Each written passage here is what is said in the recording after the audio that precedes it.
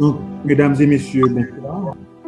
C'est avec plaisir cet après-midi que nous accueillons à la journée d'échange sur l'enseignement supérieur de COVID-19 le professeur Codizère Mathurin. Professeur Mathurin, bienvenue. Oui, bonjour. Bienvenue à tout le monde. Et le professeur Mathurin est sociologue de formation. Il détient un PhD en sociologie des sciences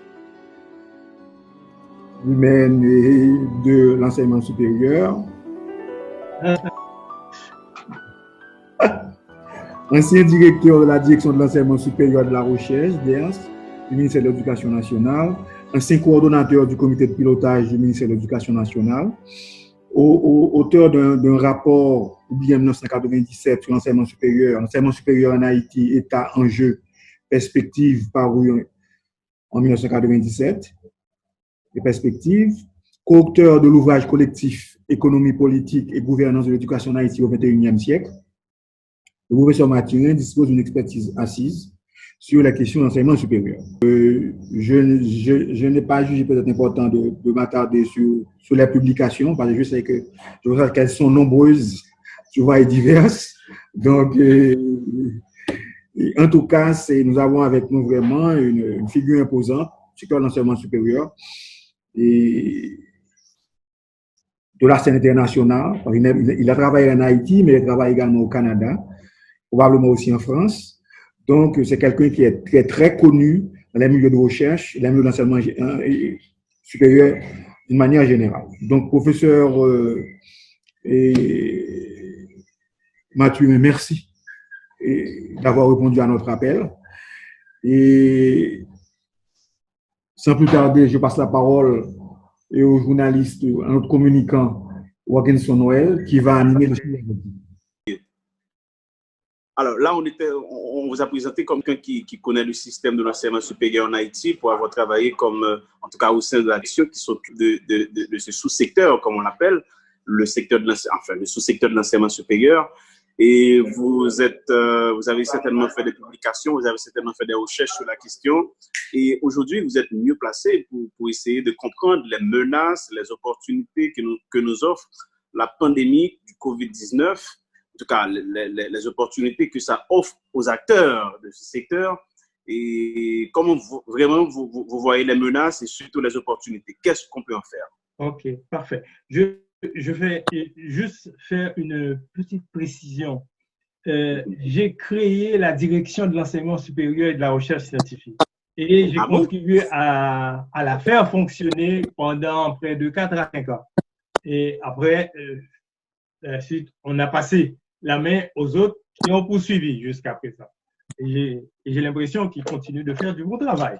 Je pense que pour pouvoir comprendre l'impact du COVID-19 sur l'enseignement supérieur, regardons un peu ce que c'est et on a répondu et c'est à partir de la réponse qu'on a apportée ou qu'on essaie d'apporter à cette manifestation pandémique, qu'on va essayer de regarder les aspects qui peuvent être menaçants et là où on peut avoir de l'opportunité. Ce n'est jamais la situation qui nous offre une opportunité. C'est nous qui transformons en fonction de la manière dont les choses se présentent et les préoccupations qu'on a, qui allons transformer en opportunité. D'accord? Maintenant, regarde, c'est quoi le COVID-19? Ok, tout le monde est en train de parler, on ne va pas nous rentrer dans des aspects complètement techniques de l'affaire. Okay? Ce qu'il y a, c'est que c'est une crise sanitaire sans précédent. Une crise sanitaire, en ce sens, il y a un virus qui a fait son apparition et normalement, le virus est un élément biologique. Ce qu'il cherche, il cherche des éléments biologiques qui puissent lui servir de port d'attache. Et c'est nous les hommes.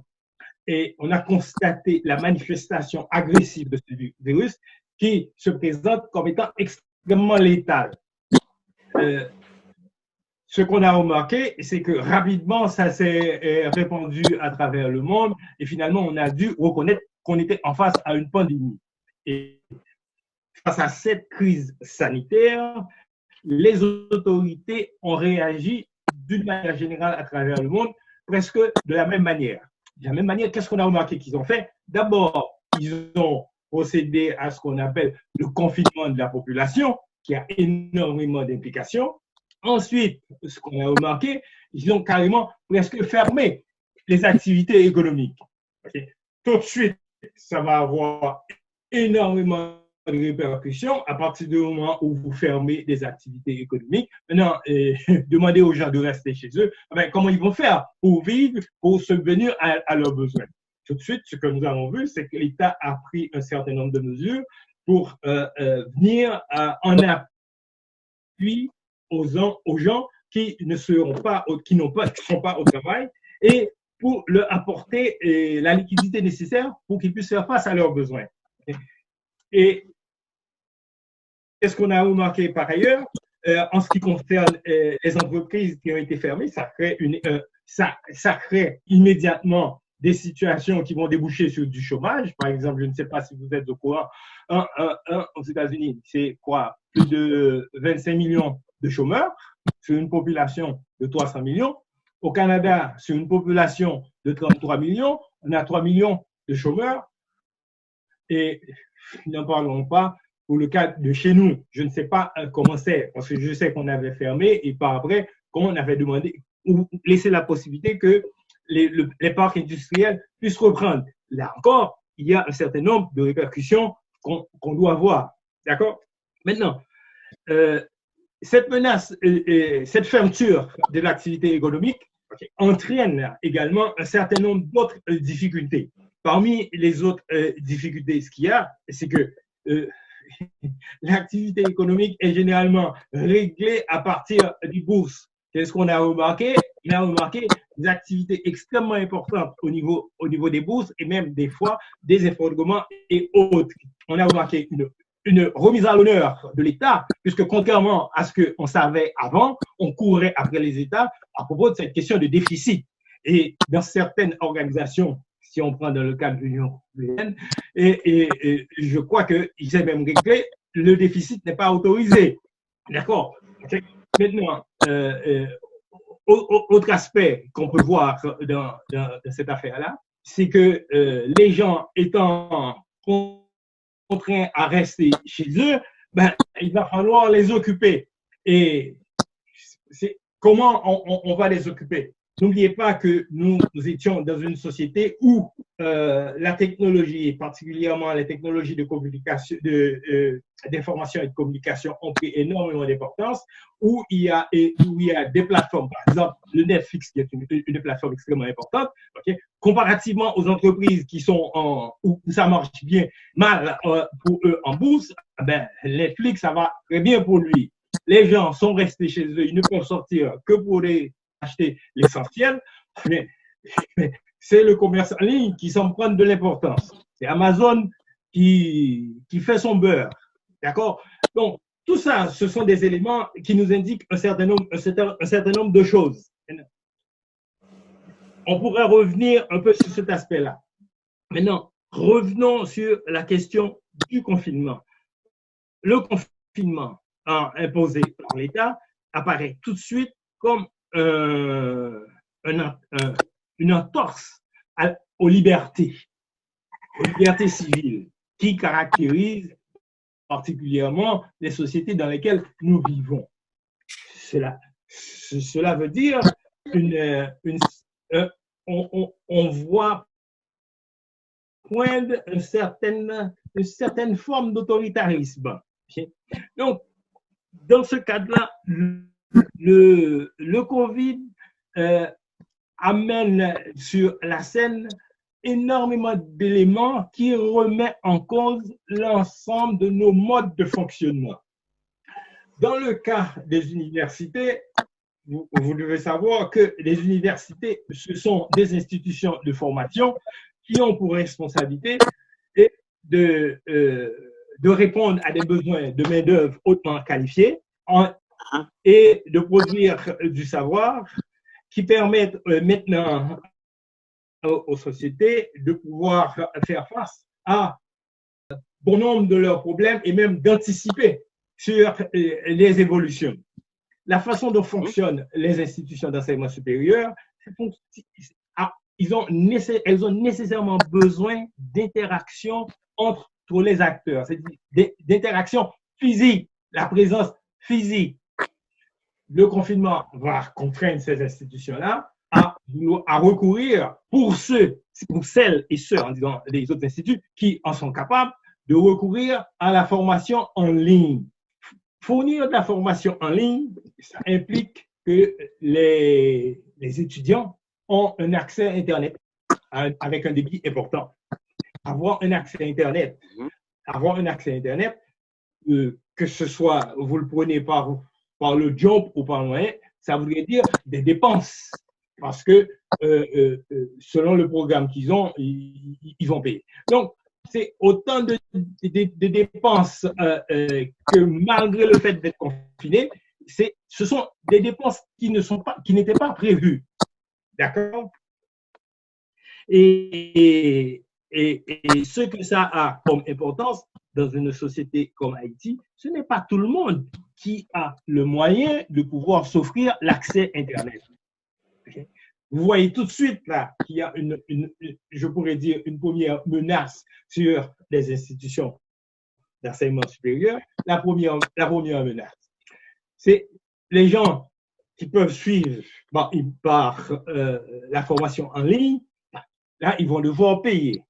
C'est ça. Okay? Et pour qu'ils paient, il faut bien qu'ils continuent d'aller au travail. Ou il faut bien qu'ils aient la possibilité d'aller au travail et d'avoir ces moyens-là qui leur permettent de répondre. Okay? Ça, c'est une première chose.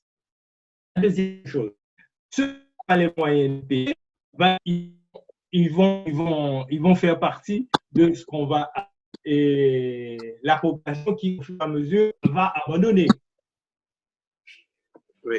Dans le cas de nos institutions, on savait très bien qu'il y a même sans ces éléments catastrophiques, comme le Covid, qu'il y avait déjà un pourcentage de non-paiement extrêmement important, de l'ordre de 20%. Or, notre enseignement supérieur, elle est principalement caractérisée par, je dirais, une pléthore d'institutions de petite taille offrant généralement les mêmes programmes. Donc, si vous dites de petite taille, vous voyez très bien avec des moyens financiers limités.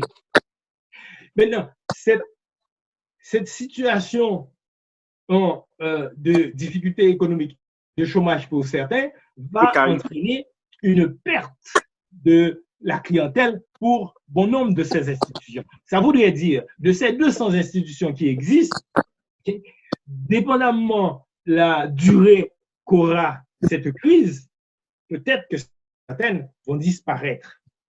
D'accord? Ça c'est un élément qu'il ne faut pas oublier. La deuxième chose,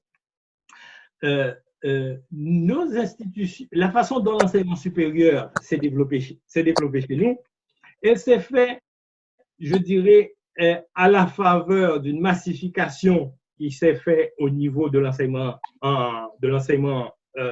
disons, avant l'université, pré-universitaire. Et cette massification-là va entraîner des nombres beaucoup plus importants qu'attendus au niveau des diplômés du secondaire. Et cela va entraîner une demande importante de formation supérieure. Cette demande importante de formation supérieure va obtenir une réponse, je dirais, anarchique. Alors, avec la prolifération que je vous dis d'institutions de petite taille.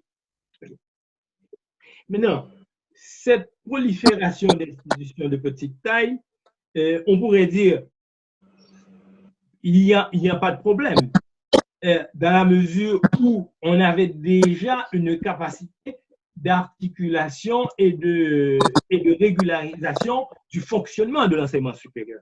Or, ce que nous savons, depuis la Constitution de 1987, qui a donné à l'enseignement supérieur une place, je dirais, fondamentale dans la dynamique de l'évolution de la société haïtienne. On n'a pas vu de cadre organisant le fonctionnement et le développement de l'enseignement supérieur. C'est resté tout à fait, je dirais, un libre champ.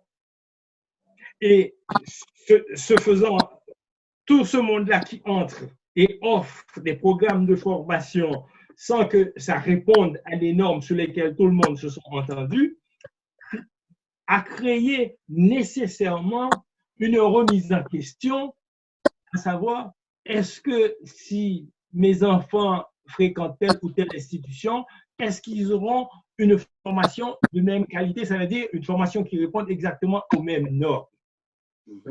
Voici l'état dans lequel se trouvait notre secteur d'enseignement supérieur avant le Covid et maintenant le Covid. Cette crise sanitaire arrive avec tout ce que ça provoque. On peut voir, ça je rentre dans les menaces, disons, celle qui avait déjà de la difficulté pour fonctionner pourrait ne pas pouvoir tenir. Maintenant, pourrait ne pas pouvoir tenir, ok, dépendamment de la durée de la crise, okay, et celle qui arrive à rester à fonctionner, puisque la situation de crise sanitaire a mis l'accent sur, je pourrais dire, si on regarde plus ce qui concerne les domaines de l'enseignement supérieur, il a mis l'accent sur l'importance de pouvoir disposer d'un système de santé capable de faire face à suffisamment de problèmes, suffisamment de difficultés, en fait, qu'on puisse anticiper, et la maîtrise d'un certain nombre de savoirs et de techniques pour répondre à cela. Donc, ça a mis l'accent sur, de ce côté-là, je dirais, ça a mis l'accent sur une importance particulière de la science et de la technologie, si on revient aux questions à la fois de procédures pour pouvoir faire face à une crise ou à une maladie, que ce soit du vaccin et autres. Et si on regarde le fait que le Covid va faire en sorte que les gens restant chez eux, ils vont recourir à tous les programmes auxquels ils peuvent avoir accès à partir de l'Internet. Tout ceci nous montre que dans la situation chez nous, il y a une menace pour les structures d'enseignement supérieur si cette crise continue à se prolonger. Et advenant que cette crise arrive à se résorber à l'intérieur d'un temps acceptable, que ces institutions-là puissent faire face aux difficultés économiques, on peut très bien se poser la question, vont-elles devoir continuer de la même manière? Parce que une des choses, enfin des éléments que le Covid a fait ressortir, c'est la nécessité d'être toujours prêt pour faire face à des situations qu'on n'a pas prévues, mais pour lesquelles on doit être prêt.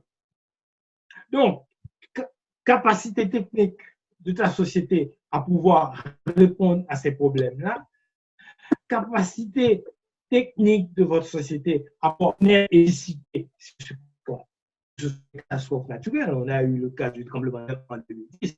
Okay? Et donc, toutes ces capacités-là, il n'y a que seul lieu capable de les offrir. C'est le niveau de l'enseignement supérieur. Va-t-on maintenant s'asseoir et se croiser les bras, laisser les choses continuer comme nous avons toujours fait, sans aucune intervention? En fait, il y a une expression anglaise qui dit free for all. Tout le monde se présente et puis bon, on trouve ce qu'on peut trouver. Non, on ne pourra plus faire que cette crise-là nous a mis en face. C'est que, la solidarité internationale a des limites. Deux, cette crise, elle nous a montré que la trop grande interdépendance n'est pas une bonne chose.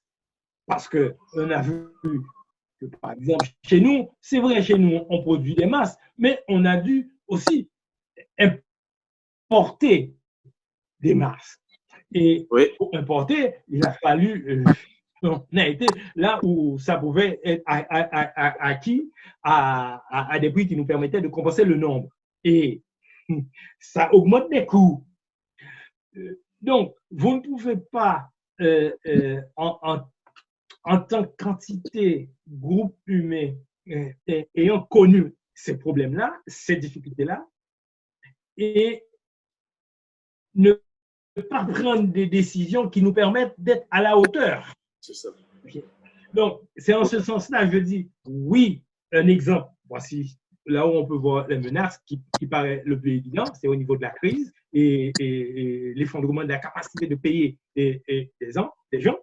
Et l'autre aspect, je dirais, en termes d'opportunités, les opportunités sont, je dirais, grandement ouvertes.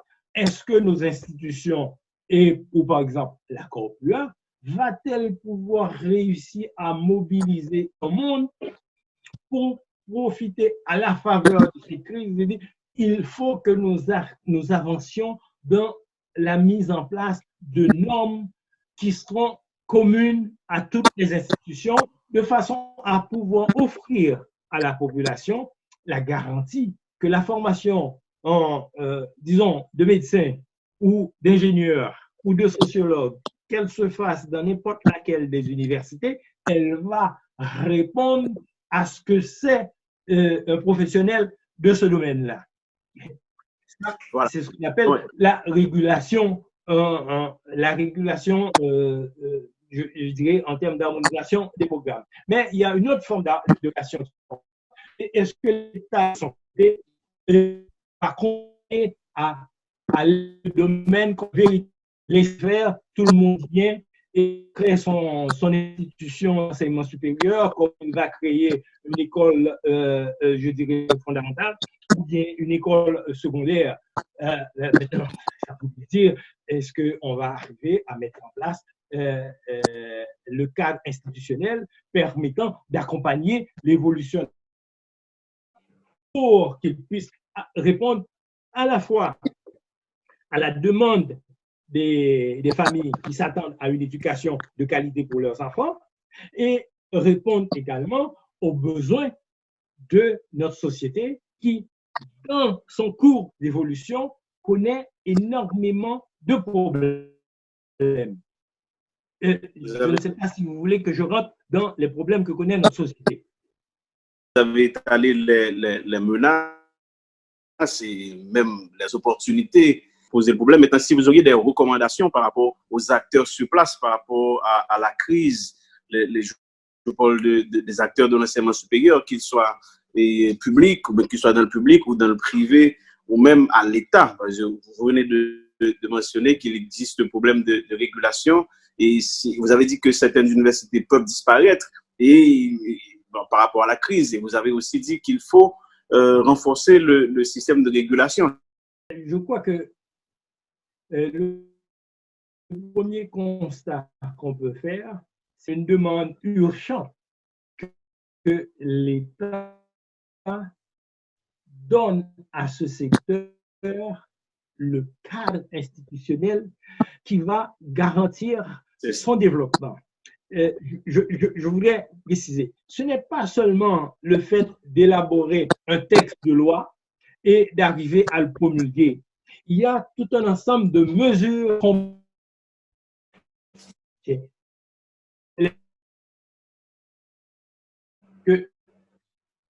ne nous mettons pas dans la tête.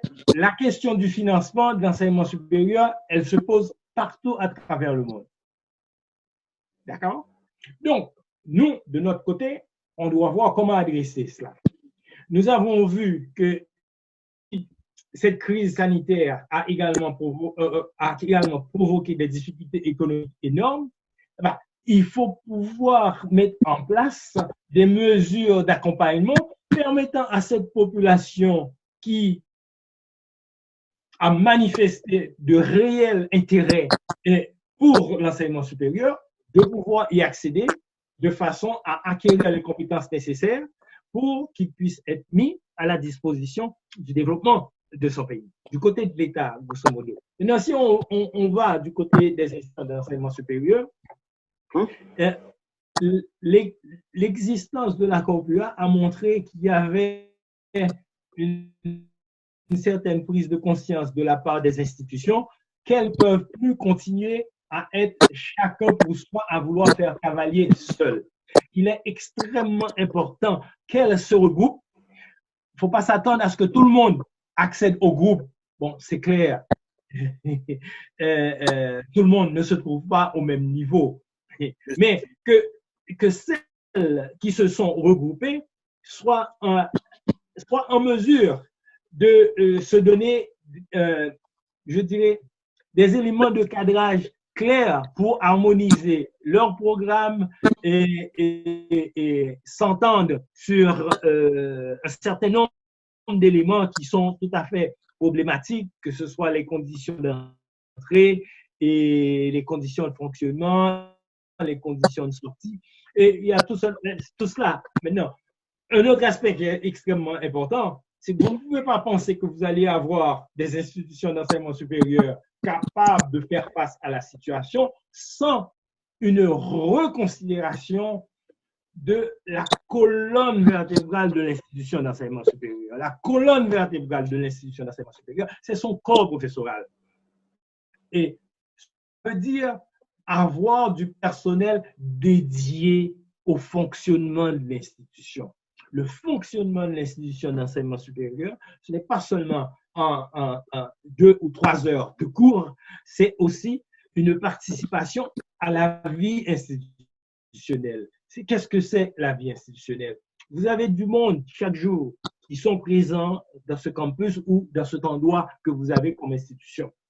Il faut pouvoir offrir à ce monde-là un cadre agréable, acceptable et qui corresponde au niveau d'études qu'on leur demande de faire. N'oubliez pas, on est en train, au niveau de l'enseignement supérieur, à préparer les professionnels de demain et les élites qui auront à prendre le destin de cette société.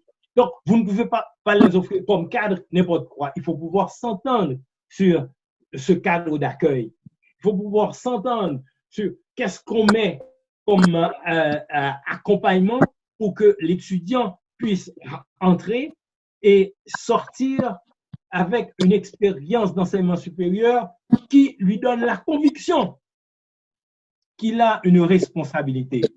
Parce que si vous les laissez passer comme ça, ils rentrent et ils sortent de la manière qu'ils sont entrés, je regrette, vous avez à la sortie des gens complètement perdus, mais avec un diplôme.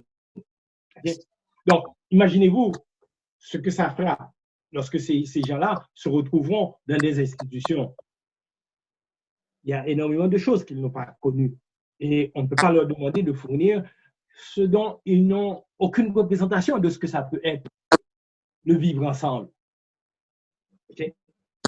Voilà. Bon, ça, si vous voulez, ce sont quelques aspects. Mais une chose qui est extrêmement importante, il faut que je souligne l'attention ici, c'est que jusqu'à présent, nos institutions d'enseignement supérieur ont surtout mis l'accent sur l'enseignement, pas sur la recherche. Or, la crise sanitaire montre que si vous voulez continuer, vous allez devoir prendre en charge des problèmes de développement de la recherche. Qu'est-ce que ça peut vouloir dire chez nous? La recherche, ça ne veut pas dire que vous avez été étudié quelque part et vous avez appris un certain nombre de théories et de façons de faire, vous avez été initié à la recherche, vous revenez chez vous, vous allez faire ça. Non, vous ne pouvez pas le faire comme ça. Parce que là, ce qu'on attend d'un chercheur, peu importe où vous êtes, c'est qu'est-ce que vous allez apporter comme contribution en termes de connaissance du milieu où vous êtes. Ça veut dire que nos chercheurs qui sont dans les institutions d'enseignement supérieur, ils sont financés à partir de quoi? Avec quoi? Probablement grâce à appartenance à des réseaux de chercheurs internationaux, ok, et aussi à des subventions, des parts de subventions qui sont obtenues. Donc, cela veut dire la problématique et les préoccupations sont définies ailleurs, pas chez vous. Alors, quand est-ce que vous allez être en mesure, dans cette société-là, d'avoir des personnels capables de produire le savoir, les compétences qui répondent aux problèmes du pays et aux besoins du pays de se repositionner. Ça, c'est un autre aspect qu'on ne peut pas oublier. Maintenant, une chose que nous avons remarquée dans le fonctionnement du système éducatif haïtien, c'est une connexion entre les différents niveaux, du fondamental au secondaire, du secondaire au supérieur. Ce qui fait les nouveaux entrants dans les institutions d'enseignement supérieur, dans certaines institutions, on leur demande des préliminaires. Vous ne pouvez pas à l'entrée demander des préliminaires, c'est-à-dire revoir des programmes, certaines compétences qui étaient supposées d'être acquises au niveau de l'enseignement secondaire, et soit qui ne sont pas acquis ou dont on n'est pas sûr que c'est acquis. Vous voyez?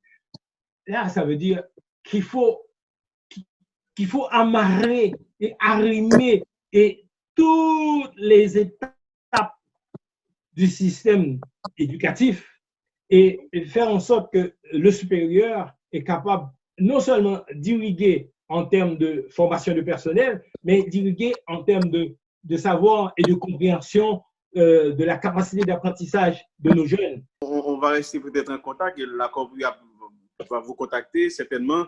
Si vous avez des propositions, d'autres recommandations à faire de manière plus élaborée, il n'y a aucun problème. Non? Et ce sera bienvenu, quoi. Merci beaucoup. Merci beaucoup. Ok, vous voulez partir parce que je viens de vous dire quelque chose que je crois extrêmement important. Je suis désolé, si vous permettez. Okay? Non, il n'y a pas de problème. Le relèvement de l'enseignement supérieur haïtien ne partira pas de zéro.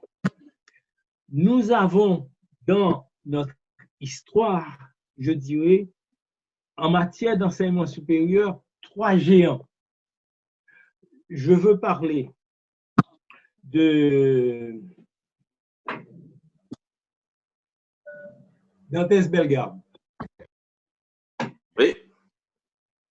Et je veux parler de Jean Bryce-Mars et de Maurice Darty. Chacun de ces 3-là, c'est une orientation pour l'enseignement supérieur. La particularité de Bellegarde, c'est qu'il s'est trouvé à la frontière de 2 choses. À la fois de l'enseignement de nature complètement classique et l'enseignement d'orientation scientifique à la faveur de l'occupation américaine. Et Bellegarde a senti la nécessité de concevoir et de mise en place une conception de l'université. Je pense que c'est dans la loi de 1920, où on voit très bien, il ne veut pas laisser tomber la culture classique, mais en même temps, il veut intégrer la culture scientifique. Mais comme la culture scientifique, la façon dont ça s'est imposé, c'est à la faveur de l'occupation américaine, et que ces gens-là étaient assez nationalistes et luttaient contre l'occupant, il est rentré avec reculons. Mais il a compris la nécessité que ça soit articulé. Et quelque part, il a dit, il faut que les institutions d'enseignement supérieur soient arrimées avec toutes les structures de fonctionnement de la société haïtienne pour qu'elles puissent lui fournir la capacité de s'élever. D'accord? Maintenant, et qu'est-ce qu'il a fait de plus important? Il va faire quelque chose d'extrêmement important, c'est qu'il va marier la date de la création du drapeau haïtien et avec la date choisie pour fêter l'université, 18 mai. Donc, cela veut dire, il vous donne le signal. Nous ne pouvons pas, à la faveur de cette crise-là qui remet en question tout le fonctionnement traditionnel que nous avons, et qui ne nous a conduit nulle part parce que nous avons débouché carrément sur un bec de gaz, puisqu'il y a une contestation qui gronde dans cette société-là, où on voit clairement ce qui est demandé, c'est pouvons-nous avoir une société fonctionnant pour nous, mais autrement. Okay? Donc, on ne peut pas oublier ça. Maintenant, qu'est-ce que Price Marx a apporté? Price Marx a apporté quelque chose d'extrêmement important. La culture, vous l'avez là chez vous. Ce n'est pas ce qui va venir ailleurs qui est seulement culture. Donc, cette capacité de nous dire, allez retourner, allez travailler sur le pays profond, allez travailler sur cette société-là pour pouvoir dégager un peu ces éléments d'évolution, apprendre à la connaître et pour qu'on soit en meilleure situation de pouvoir définir qu'est-ce qui nous convient mieux de façon à nous positionner conformément à notre trajectoire, à notre histoire, à la composition de notre population. Non. Ce que Maurice Darty a apporté, il a montré comment on pouvait s'approprier de la culture scientifique, travailler sur le pays et élaborer une orientation d'éducation qui soit conforme à la culture du pays. Mais malheureusement, cette expérience n'a pas pu aboutir. Donc, merci beaucoup. Je pense qu'on aura d'autres occasions pour discuter assez largement sur des sujets d'intérêt national comme ça. Et ça a été un plaisir de vous parler, professeur Mathurin. Et je pense qu'on va rester en contact. La Corpria vous contactera pour d'autres entretiens, pour d'autres partages, d'autres approches, d'autres partages de connaissances sur la question. Et puis, comme ça, la société haïtienne pourrait bien en profiter. Merci beaucoup. Merci beaucoup, Robin.